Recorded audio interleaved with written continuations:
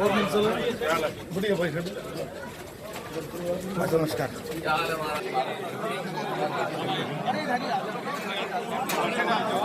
भाई रणदीप सुरजेवाला कांग्रेस पार्टी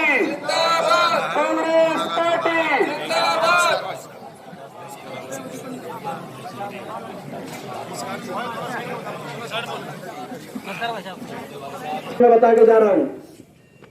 पहले भी मिले हुए थे दोनों बीजेपी से, आज भी मिले हुए हैं दोनों बीजेपी से, और आगे भी जब बीजेपी को जरूरत आएगी ये दोनों बीजेपी के साथ जाएंगे।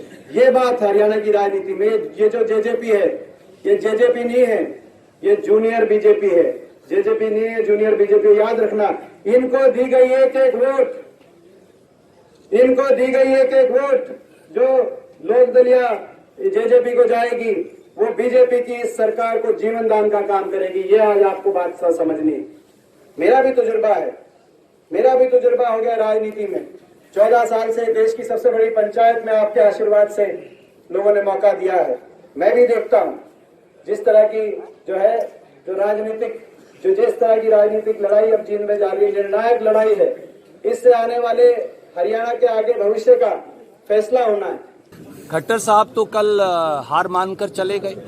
उन्होंने तो कहा मेरे पास 52 विधायक हैं, 53 व ना भी बने तो कोई फर्क नहीं पड़ता। तो खट्टर साहब को तो हार और जीत का फर्क नहीं पड़ता। उन्होंने तो जीन का घोर अपमान किया है। जीन का इससे ज्यादा घोर तिरस्कार हो ही नहीं सकता। जो मुख्यमंत्री अहंकार में इतना मदमस्त हो जाए, वो कहे कि उसे हार जीत का फर्क नहीं पड़ता, मुझे नहीं लगता कि वो एक भी वोट का अधिकारी है। जीन के लोगों को तिरस्कृत करके मुख्यमंत्री अगर जबरन ये चुनाव जीतना चाहते हैं तो वो बहुत बड़ी गलत फहमी के शिकार हैं। कांग्रेस जीतेगी, रणदीप सुरजेवाला जी जीतेंगे, जींद में नया इतिहास बनेगा। और जो ये बात की है खट्टर साहब ने, मैं भी ये समझता हूँ कि प्रजातंत्र में इस तरह के अहंकार और घमंड के घोड़े पे सवार जो पूरी विधानसभा को नकारने का काम करे, एक विधानसभा क्षेत्र को, कि इस सीट से फर्क ही नहीं पड़ता। हर मतदाता से फर्क पड़ता है लोकतंत्र में, किसी एक सीट की बात नहीं। तो इस घमंड के घोड़े से उतारने का काम जींद की जनता करेगी, अहंकार को तोड़ने का काम करेगी, और यहाँ से रणदीप सिंह सुरजेवाला जी को भारी बहुमत से जिताने का काम करेगी। जो बाकी दोनों पार्टियाँ हैं, मैं उनके बारे में भी कहना चाहता हूँ, ये बीजेपी की बी और सी टीम मैदान में है। इनेलो और जजपा, ये जेजेपी नहीं है, जूनियर बीजेपी है। इन्होंने 5 साल तक बीजेपी के साथ मिलके राजनीति करी है, संसद के अंदर और विधानसभा के अंदर। विधानसभा के अंदर अभय चौटाला जी और संसद के अंदर दुष्यंत और इनके जो दूसरे सांसद थे। हर मोड़ पे राष्ट्रपति चुनाव, उपराष्ट्रपति चुनाव, अविश्वास प्रस्ताव, हर मोड़ पे भाजपा के साथ खड़े रहे। जब भाजपा ने हरियाणा का सत्यानाश, जब भाजपा हरियाणा कर रही थी, उस समय भाजपा का साथ निभाने का काम कर रहे थे। अब ये बीजेपी की बी और सी टीम बन के आई हैं, लोग इनको नकारने का काम करेंगे। और जो ये बात कर रहे हैं कि जींद के रणदीप जी से ज़्यादा जींदा कौन है, किसको जींद का मन है, ये जो यहाँ अपना जो है यहाँ से डबवाली से उठ के यहाँ पे चुनाव लड़ रहे हैं, इनको और जींद के लोगों ने इनको पहले भी बरत के देखा है। इन्होंने जींद की धरती को केवल लहूलुहान किया, कोई विकास कार्य नहीं किया। हम चुनाव जीतेंगे, रणदीप जी चुनाव जीतेंगे, और यहाँ से राहुल जी के, कांग्रेस पार्टी के और चौधरी भूपेंद्र सिंह हुड्डा जी के हाथ मजबूत करने का काम जींद की जनता करेगी। बीजेपी की सरकार बनी 2014 में हरियाणा में पहली बार पूरी मेजोरिटी से, और देश में भी बड़े बहुमत के साथ सरकार बनी।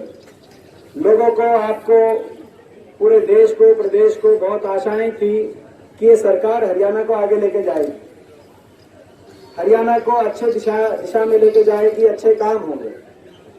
मगर इनका जो 5 साल का जो कार्यकाल रहा है, वो हरियाणा को, मैं आप ही से सवाल पूछता हूं, वो हरियाणा को आगे लेके गया या पीछे लेके गया?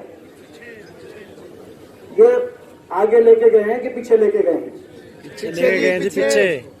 हरियाणा को विकास के मामले में जो प्रदेश देश में सबसे आगे था, जब लोगों ने इन पर विश्वास किया, 2014 में इनकी सरकार बनी, उस समय हरियाणा विकास के मापदंडों में देश में सबसे आगे हरियाणा गिनती होती थी। प्रति व्यक्ति आय में देश में सबसे आगे थे, प्रति व्यक्ति निवेश में हरियाणा सबसे आगे था, खेल खिलाड़ियों के मान सम्मान में सबसे आगे था, कृषि उत्पादकता में सबसे आगे था, बड़े बुजुर्गों की पेंशन में सबसे आगे था, गरीब आदमी के सहारे में सबसे आगे था, योजनाओं में सबसे आगे। 5 साल के कार्यकाल के बाद विकास के मामले में तो 16वें और 17वें पायदान पर हरियाणा को धकेल दिया खट्टर सरकार ने, भाजपा सरकार ने। और आज हरियाणा अपराध में सबसे आगे है, महिलाओं के ऊपर अपराध में सबसे आगे, कानून व्यवस्था की विफलता में सबसे आगे, ये इस सरकार की उपलब्धि है। बेरोजगारी में सबसे आगे, गरीब आदमी के तिरस्कार में सबसे आगे। पहली सरकार है कि सारे वर्ग सड़क पे आ गए, किसान सड़क पे आया, स्वामीनाथन कमीशन लागू हो, किसान के कर्जे माफ हो, गरीब आदमी सड़क पे आया, दलित भाई सड़क पे आए, उनके उत्पीड़न बढ़ा, सड़क पे आए, भारत बंद हुआ। कर्मचारी सड़क पे आए कि आज तक 70 साल में इतना फीका पे कमीशन नहीं आया, इतना कर्मचारियों का किसी सरकार ने तिरस्कार नहीं किया। खिलाड़ी सड़क पे आए, जींद में 2 बार खिलाड़ी सड़क पे आए जिन्होंने हमारा देश का मान सम्मान बढ़ाया, वो खिलाड़ी भी पहली बार सरकार के खिलाफ सड़क पे आए। महिलाएं, आंगनवाड़ी बहनें, आशा वर्कर वो सड़क पे आई, नौजवान सड़क पे आया, यहां तक कि सरपंच साहब खड़े थे, यहां तक कि पंच सरपंच भी सड़क पे, पहली सरकार है सरपंच भी सड़क पे आया कि नहीं आए? भाई काम नहीं हो रहे। हर पहली सरकार है कि हर वर्ग को सड़क पे आना पड़ा। और हमने सवाल पूछा भाई काम बताओ, तो कहा करा काम नहीं बताएंगे।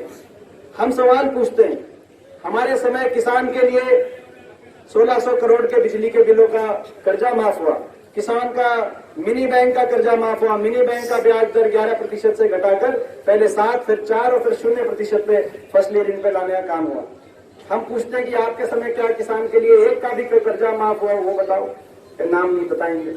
हमारे समय जो SC वर्ग के हमारे भाई है, बैकवर्ड के हैं, 36 बिरादरी के BPL परिवार है, पूरे प्रदेश में 4 लाख BPL परिवारों को 100 गज के प्लॉट का अलॉटमेंट का काम हुआ, जिसमें जींद के अंदर 11,000 परिवारों को, 11,576 परिवारों को जींद के अंदर भी उसका लाभ मिला। प्रियदर्शनी आवास योजना के अनुसार 2 लाख परिवारों को इंदिरा आवास योजना, प्रियदर्शनी आवास योजना में घर मिले। मैं इस इलाके का एक बेटा, मैं जींद का एक बेटा आपको केवल एक बात कहने आया हूं। वर्षों से जींद का इलाका अनदेखी का शिकार है, पक्षपात का शिकार है, भेदभाव का शिकार है। अब जब हम सारे साथी हिसाब लगाने लगे, जींद शहर में आप पटियाला चौक से रोहतक रोड तक कहीं चले जाइए, कोई ऐसा हिस्सा जींद का नहीं जो या तो टूटा ना पड़ा हो या JCB से खोद ना रखा हो, पिछले 5 सालों के अंदर की नहीं। असल बात यह है कि जींद पक्षपात, भेदभाव और अनदेखी का शिकार है। और जब कांग्रेस पार्टी ने यह निर्णय लिया, जब कांग्रेस के नेतृत्व ने, जैसा दीपेंद्र जी कह रहे थे, इकट्ठे बैठकर यह निर्णय लिया कि रणदीप ये चुनाव लड़ेगा, तो मैं यहां किसी साथी का हाथ मारने नहीं आया। मैं दुनिया में कहीं चला जाऊं, मैं पूरे हरियाणा में कहीं चला जाऊं, देश में कहीं चला जाऊं, आखिर में बेटा आपका ही कहलवाता हूं। और इसलिए मैं आपको ये कहने आया हूं, ये विधायक बनाने का चुनाव नहीं, ये इलाके की तस्वीर बदलने का चुनाव है, ये इलाके का भाग्य नए सिरे से लिखने का चुनाव है। ये जो चुनाव है ये कर्ज और फर्ज चुकाने का है। जब पार्टी ने ये निर्णय किया कि रणदीप तुम चुनाव लड़ोगे, तो मुझे एक कर्तव्य का बोध भी हुआ और कर्तव्य के बोध के साथ एक स्वार्थ भी पैदा हुआ। कर्तव्य का बोध यह था कि हम सब जब चीन से निकलते, हम सब जब यहां कहीं काका ताऊ रिश्तेदारी भाईचारे दोस्ती के अंदर आते, तो पूरे के पूरे जींद के हल्के के अंदर जैसे रोड़े बिखरे पड़े, जैसे नौजवानों को मौका नहीं, जैसे गरीबों का शोषण है, जिस प्रकार से कर्मचारी बेहाल हैं, जिस प्रकार से पूरी व्यवस्था टूटी पड़ी है, कि आपकी आत्मा और आपका दिल और आपका शरीर और आपके विचार उनको देखकर ठेस और दुख और पीड़ा नहीं होती? कि ये हाड़, ये मांस, ये चमड़ी, ये रक्त जो इन कोशिकाओं में दौड़ता है, ये वही है जो इन नौजवानों की कोशिकाओं में है। और 51 वर्ष की उम्र में ये सोचा कि पता नहीं अब जीवन के 10 साल 15 साल से ज्यादा राजनीति में बचे नहीं, तो एक बार 5 वर्ष में अपने इलाके की तस्वीर बदलने का, आपके इस भाई को, अपने मेरे इन साथियों को, दीपेंद्र भाई को मुझे मौका दीजिए। हम रोहतक और कैथल से बेहतर जीन को बड़ा कर देंगे।